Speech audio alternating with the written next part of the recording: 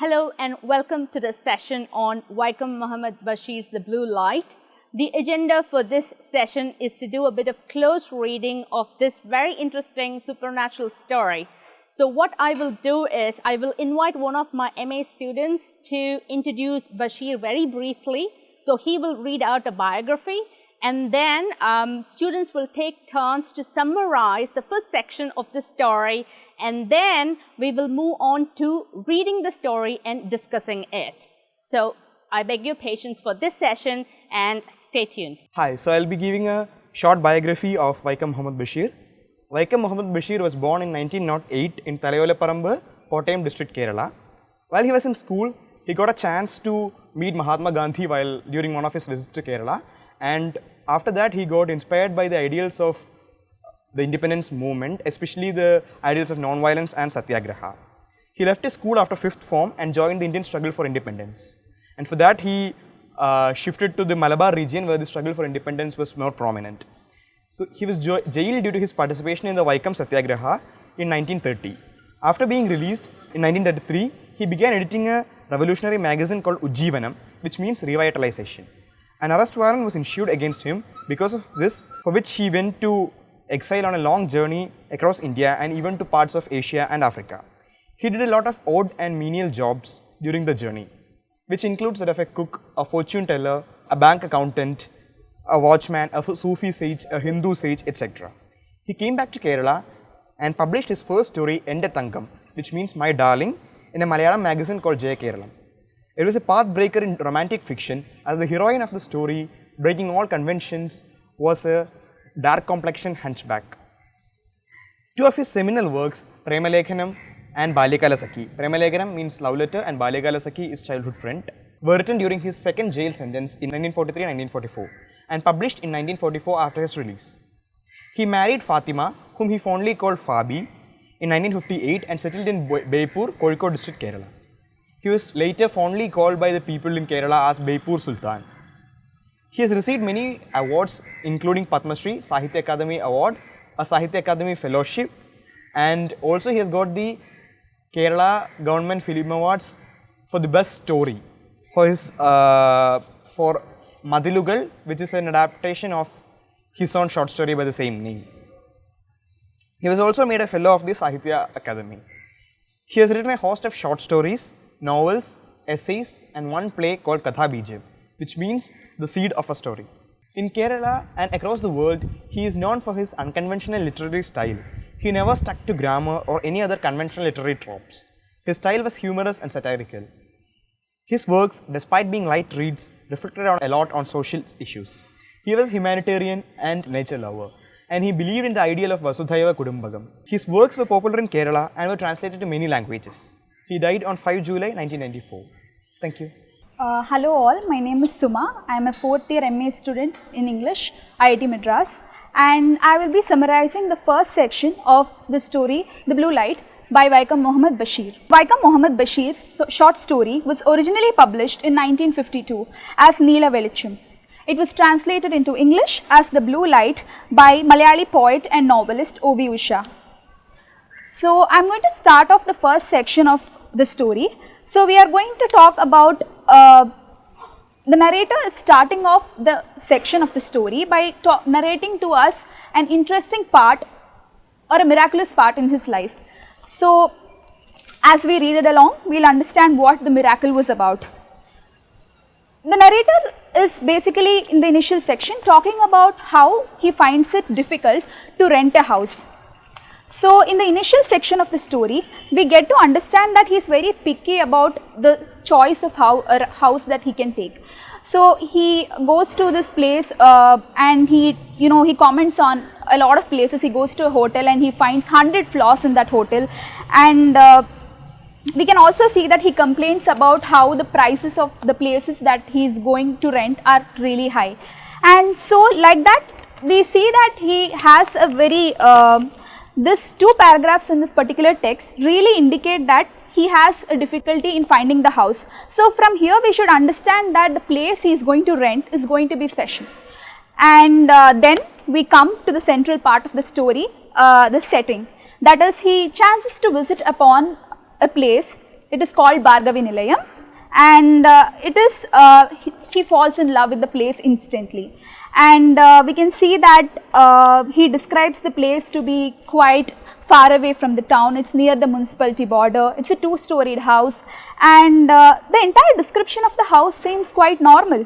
You can see that there are 2 rooms and an open veranda upstairs, 4 rooms downstairs, and the building has a bathroom, kitchen and a pipe with running water, and also it has a well.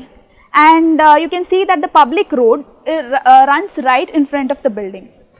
So what I am trying to say is that the description is showing us that the place is quite normal and it's convenient for a person to live in. Then the narrator wonders why it has been laying empty for so long. There is a board plate in front of the place telling that it's available for rent, and it looks apparently very convenient and very easy to live in, and yet we see that there is no one living here. Why? And we get a particular paragraph within the reading where we understand how much he is entranced by the house, and the description goes like this. I was surprised and delighted. Why had no one snapped up this house yet? A lady of great beauty she was. She shouldn't be seen by anyone, should hide her behind parda. Such unusual thoughts and feelings that old house evoked in me. I was in a happy daze. I was entranced. So we get a sense that he falls in love with the house quite easily. And also there is a small portion where he talks about how the house appears strange to be in the first glance, but we don't get any insight further. So he, as I have already told you, he falls in love with the place, and he borrows money from his friends and pays 2 months rent in advance, and he moves into Bhargavi Nilayam. He cleans and sweeps the place himself, and so he is quite happy with the place. He finds himself sitting on the wall of the ancient well inside the walled compound of the house, and he is happily thinking about how to settle down here. He talks about having a garden in the front yard, bed of roses and jasmine flowers, and he thinks about hiring a cook, and he thinks about how to arrange lunch and dinner for him. So apart from all of this, he finds this walled compound to be a place where he can be in solitude, and this was actually important for him because he was a writer and he wanted to write in complete freedom. So we can see that he is quite happy with this place, and it's entirely normal. So this is how the first section of the story, The Blue Light, talks about. We get to know that the author has a difficulty in renting the house, and we see that he falls in love with Bhargavi Nilayam.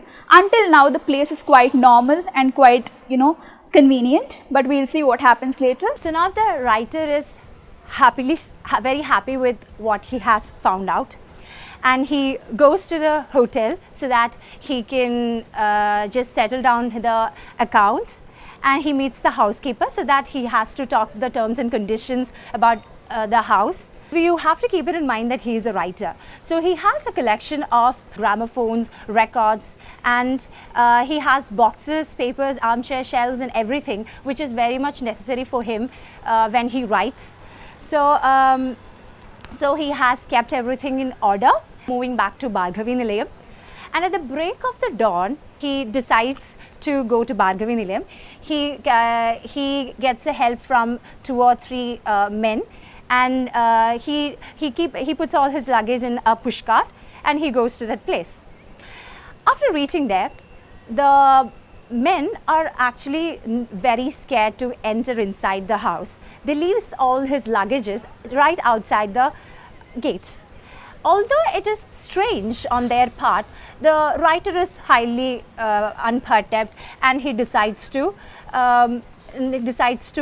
not give much significance to it. So he, arriving at the new residence, he takes all his possessions inside, and what he does is that he just roams around, he closes the door and he just goes out.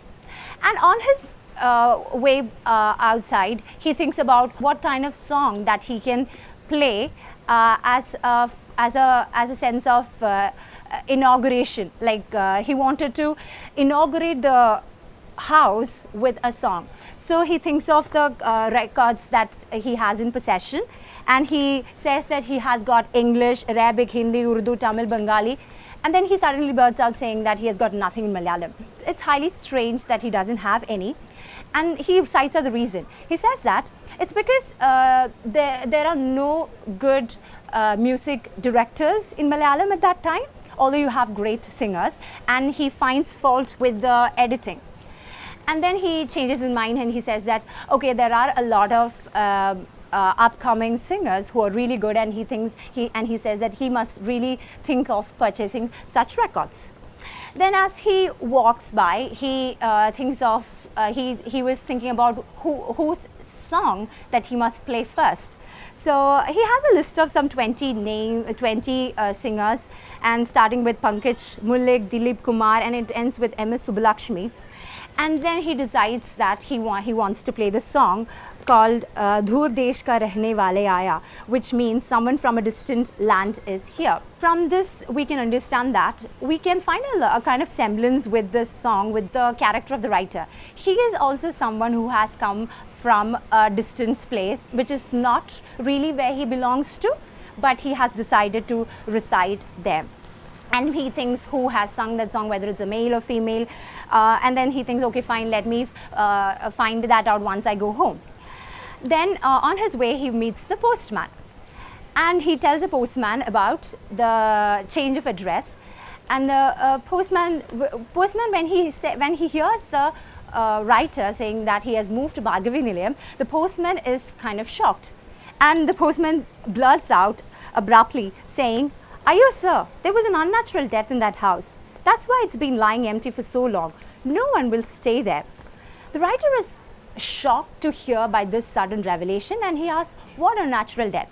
Then the postman gives him a bit of the story of the ghost. He says a resident of that house actually committed suicide by jumping into the well that was in the backyard, and the ghost apparently haunts the house. There were many tenants earlier who wanted to stay in that house, but the ghost did not allow the tenants to stay by scaring them, because at night they could hear the doors banging shut on their own, taps opening by themselves, and the ghost even tried to choke anyone inside who was sleeping at night.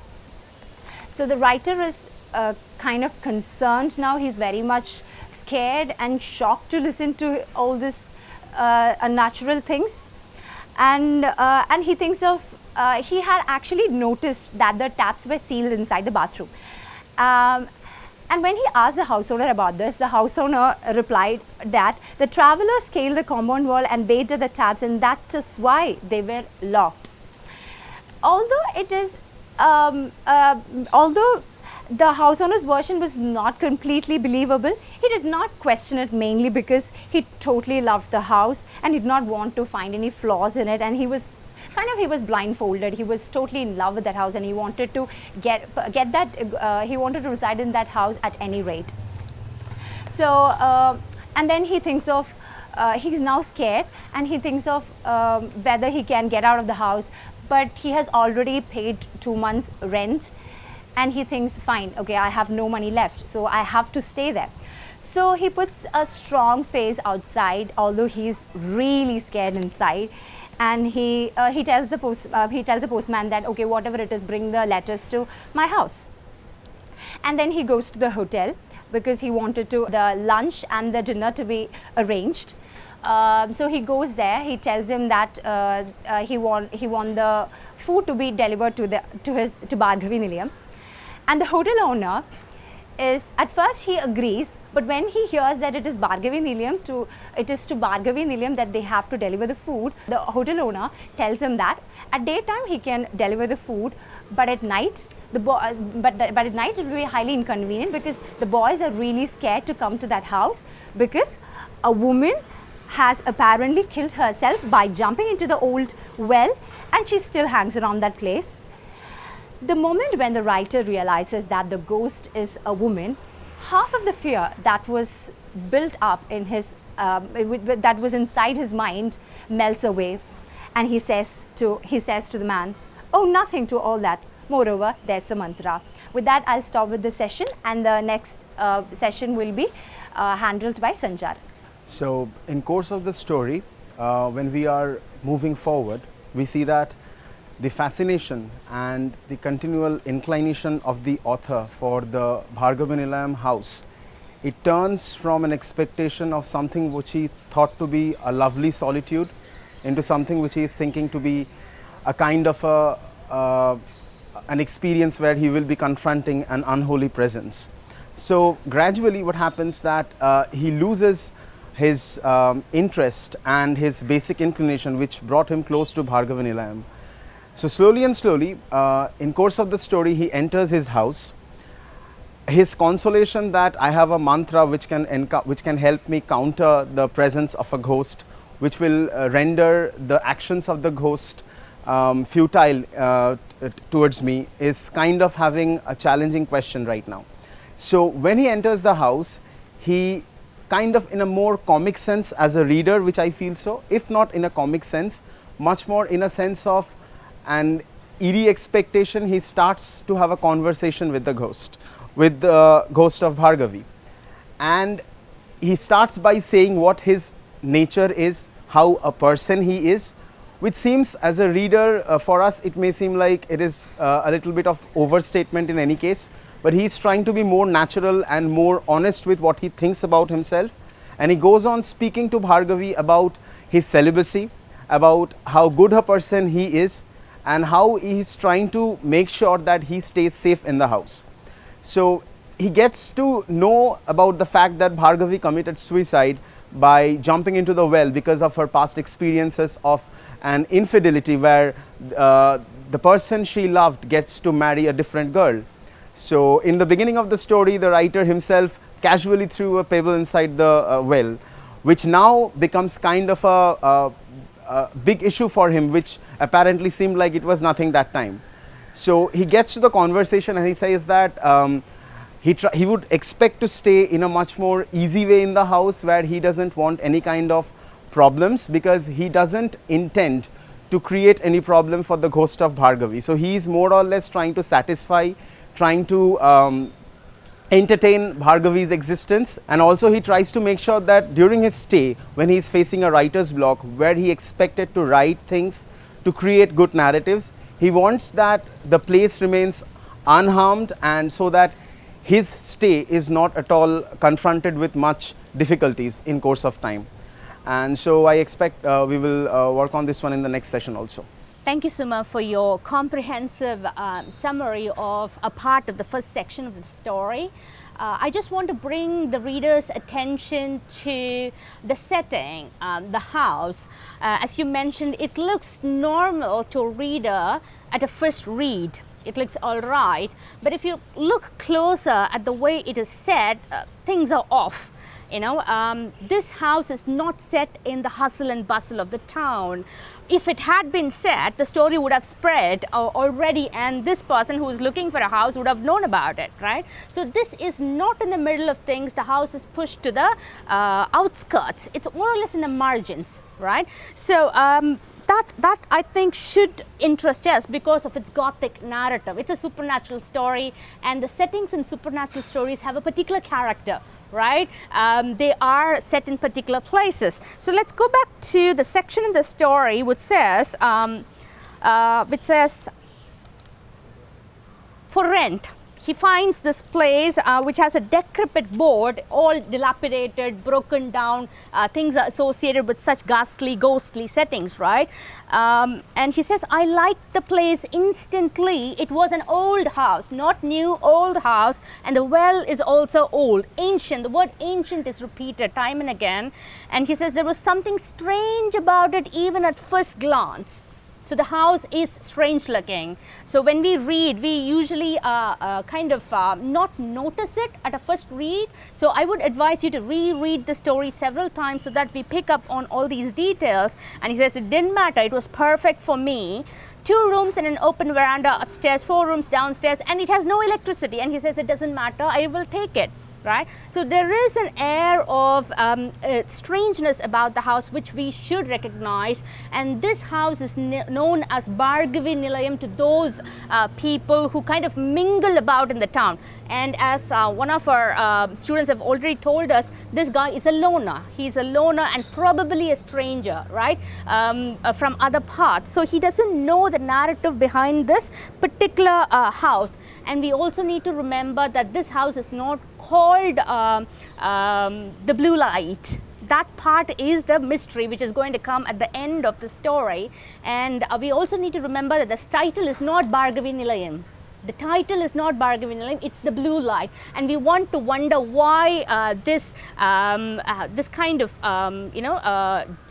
disjuncture is there. Why not name the story Bhargavi Nilayam itself, like the house, right? So we need to come back to this question, and we will at some point. Okay, and we have other issues of erasure going on. There's a very, very strong narrative of erasure, which is the subtext to this particular story. All right, thank you. Thank you for your summary as well, Mridula. I want to pick up on a particular passage and then go back to a point about the narrator. So this is from page 71 in my collection. Whose song should I play first? Yeah. I wondered. Pankaj Mullik, Dilip Kumar Roy, Saigal, Bing Crosby, Paul Robson, Abdul Karim Khan, Kanan Devi, Kumari Manju Dasgupta, Khurshid, Jyotika Roy, M.S. Subbulakshmi. Some 20 names passed through my mind. Finally, I decided there is a song which says that someone from a distant land is here.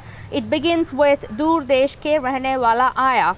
Whose voice was it? Male or female? I could not remember. I would find it when I got back home. So this is the statement in the story which makes us wonder about the origins of the narrator, this writer figure. So what are the other aspects that come to your mind from what you have summarized in the story? Ma'am, the very fact that he has got such a huge number, the kind of collection that he has, yes, says that he is highly cosmopolitan in nature. Yes. Because, and like from being a Malayali, it is expected of him that at least he must have some 1 or 2 records of Malayalam. But he, I think he's very critical in nature, and he's definitely a lover of songs. That's why he has this vast array of collection. But he's very appreciative, and I think in a sense, I think he's very encouraging as well, because although he finds fault with Malayalam records, he thinks that he understands the fact that there is a lot of singers who has got a lot of talent in them. He's trying to encourage them by purchasing their records. Yeah. Well, one thing that strikes me particularly is the fact that he is at least familiar with these various languages in which all these songs have come about, right? We do not know where exactly he has traveled from the story, but we know that he has traveled to all these musical landscapes, be it M.S. Subbulakshmi or to those singers from the north or even outside of the country, right? So he has traveled musically. And the other thing I notice is that there's a lot of ambiguity and lack of specificity in this story. For one thing, what's the name of the narrator? We don't know. We don't know his name. He says, I have lived 20 years, but is that the precise age? I mean, it's kind of left open, right? And then he has no family, so we cannot pin him down to a particular lineage, right? He seems to belong to any place and every place. There's an universality to him, which is why if you look at the opening of the story, he says, no need for the date, no need for the month, no need for the year, you know. This could happen at any strange spot in any landscape, be it India or elsewhere. So that universal theme is struck, but we will try to kind of pin him down one way or the other in this story as we discuss it. Thank you, Mridula. Thank you. Many thanks for your summary too, Sanchar. The two things that struck me in your summary of this section of the story is this idea of the mantra, right? He says that, oh, I know this place is haunted, but I'll deal with it, I'll use the mantra. He mentions it a couple of times, but we don't actually see him apply it. Do you have any thoughts on that? It's like, it apparently seems that maybe he's bluffing in the face of all kinds of questions which he's facing right now. Yeah. Like he doesn't want to look outhanded that he has rented a place in advance for 2 months, and the things which he have expected from this place, the house, the lovely solitude which he says, he doesn't want to let it go like in front of the criticisms of his friends and the people who are actually concerned about him. So that's why in the initial stage of the story, until we read the entire narrative, we will never know that whether he's bluffing about the mantra or whether there is actually a mantra which he is possessing to counter the ghost's effects. Yeah, yeah. And more necessarily, I think that the trope which he is using, like the conversation with the ghost in course of the story, like when he's going on, it seems like that, okay, it's signaturely a ghost story in the very initial say, but when it goes on, gradually moves forward, it seems like it has more of a comic rendition. Yeah, like yeah, the way he's yeah. trying to talk on to the ghost. I think there are many movies, many stories around the regional cultures and literatures where we have seen that the encountering of the ghost, or how the narrator or the protagonist is approaching the ghost, is much more in a more easy comic way, where it takes away the That's a very, very interesting point. I'll come back to it, but I want to come back to the earlier point that I made about the mantra and the appeasement of the ghost that's going on in the story. If you notice that for this writer, for this narrator, for this young chap of 20 years, if he is actually 20 years of age, appeasing the ghost is the mantra. That's what he does in the story. In a way, it's a kind of a romantic, friendly appeasement. He talks to the ghost, he kind of plays music to the ghost, he tells stories to the ghost. So he is appeasing her, and that becomes, in a way, a kind of mantra, not the traditional one that society offers, not the ritual mantra that the society offers. He doesn't go down that route, but he goes into a different kind of, track. So that is very interesting, I think. And I come back to your point about the comic trope. Yeah, it's very, very interesting. This is 1950s India, and this kind of take on the ghost is also very unusual. To treat the supernatural in such a flippant way is something that we don't expect. In some senses in literature, there's the horror element, there is the terror element. So what Bashir is essentially trying to do is kind of pull the blanket off our feet and kind of make us look at things in a different way. Absolutely. Yeah, thank you for your talk. Now, I have a student with me called Guru Darshana who is going to read from the second half of the story. Would you please start? Yeah. Bhargavi Kutti, I said, you needn't have done what you did. Don't think I'm blaming you. The man you are fond of did not love you enough. He loved another woman more. Life turned bitter for you. That much is true. However, all of life is not full of bitterness. Forget about it. And for you, now history will not repeat itself. Bhargavi Kutti, don't think for a moment I'm blaming you. Was it really for love that you died? Love is only the golden dawn of eternal life. Silly girl. You didn't know a thing about it. That's what your hatred of men proves. Consider what you knew just one man. Also, let's accept, for argument's sake, that he wronged you grievously. But is it right to view all men through the tinted glass of that one experience? Had you lived instead of killing yourself, you would have known through experience that your extreme reaction was not right. There would have been someone to love you, to adore you, to call you my goddess.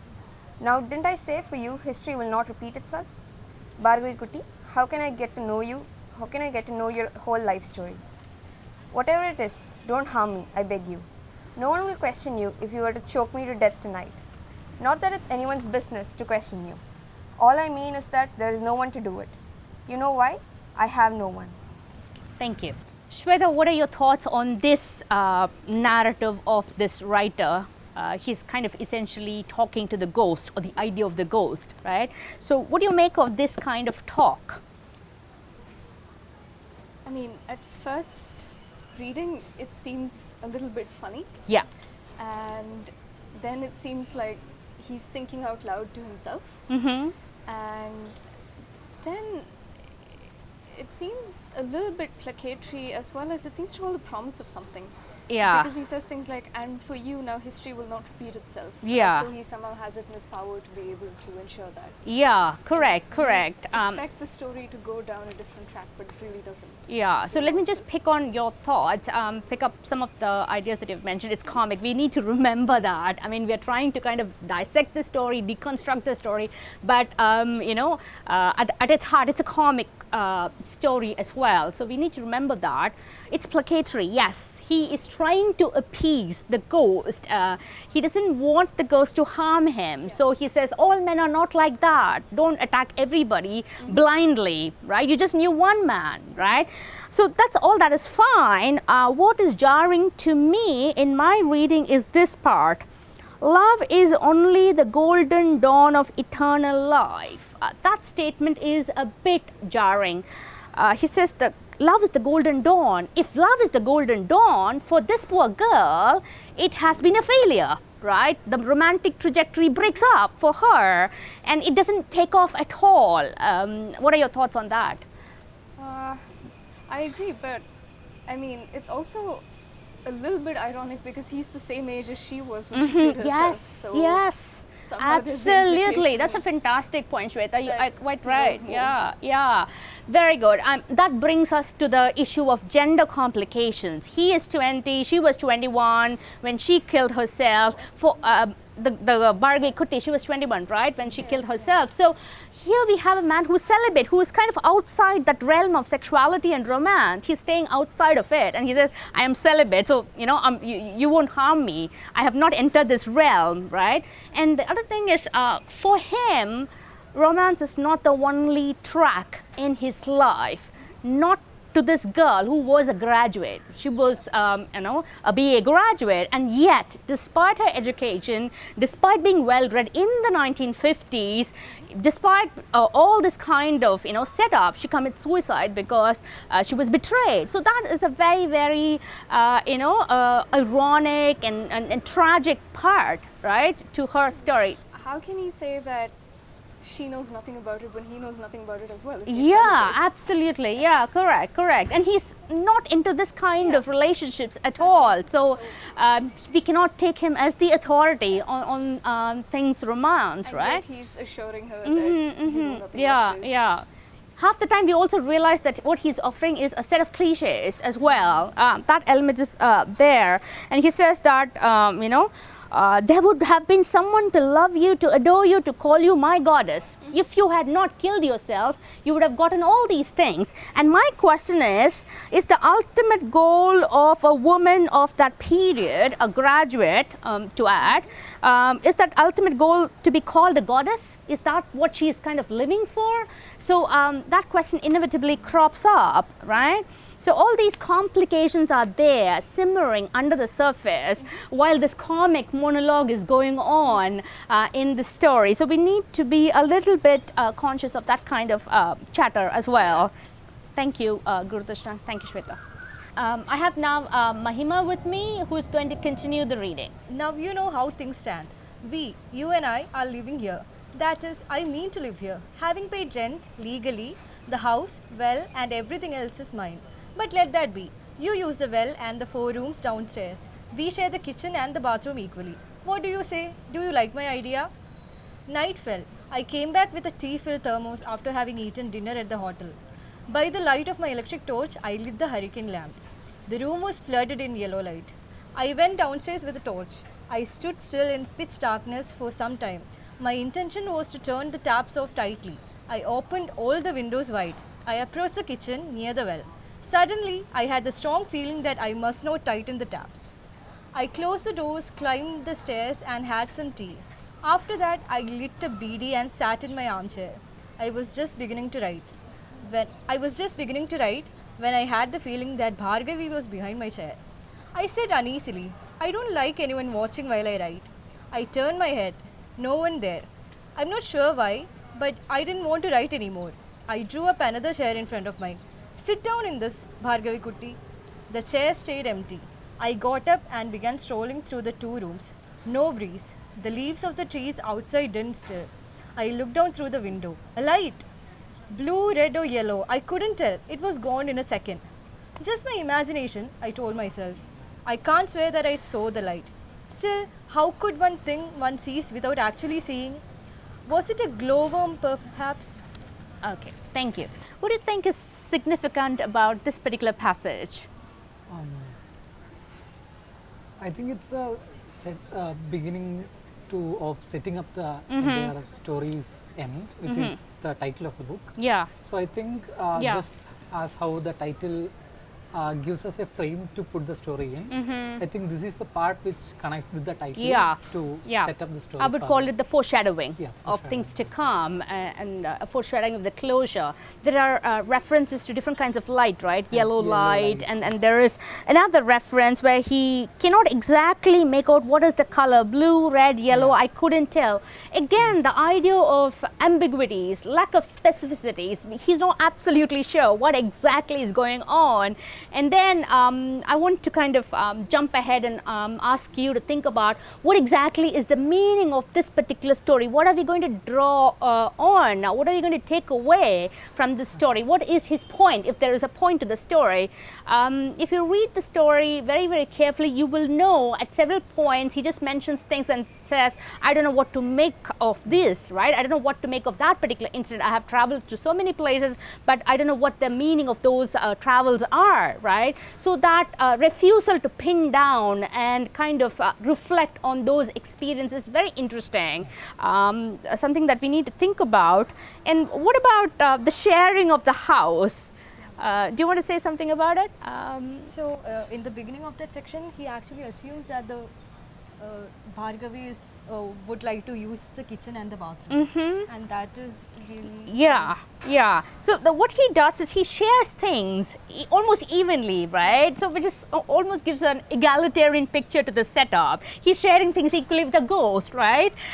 So that's very interesting. And he goes down to tighten the taps, and he doesn't. So he just lets the ghost be. If there is a ghost, let the ghost have its kind of play if it wants to. So that kind of tolerance is pretty interesting and modern, perhaps, for that period, you know, where things supernatural and spiritual are frowned upon as, you know, evil or bad omen or negative spirits, right? So he kind of allows space to this ghostly creature, and that is again very interesting. But the other side of that toleration is this identity, the virtual presence of a female who's completely erased, right? We have this disembodied idea of a woman wandering through the house, and she doesn't even get a voice, right? Whatever she gets is that blue light. I'm kind of, you know, jumping ahead and giving you the answer to the story, the finale to the story. So she's completely disembodied. So the least the narrator could do is kind of give her her share of the space of her house, Bhargavi Nilayam, right? So these are some of the interesting nuances to the story which we need to be conscious of when we read. Thank you for participating in the discussion. We'll continue in the next session.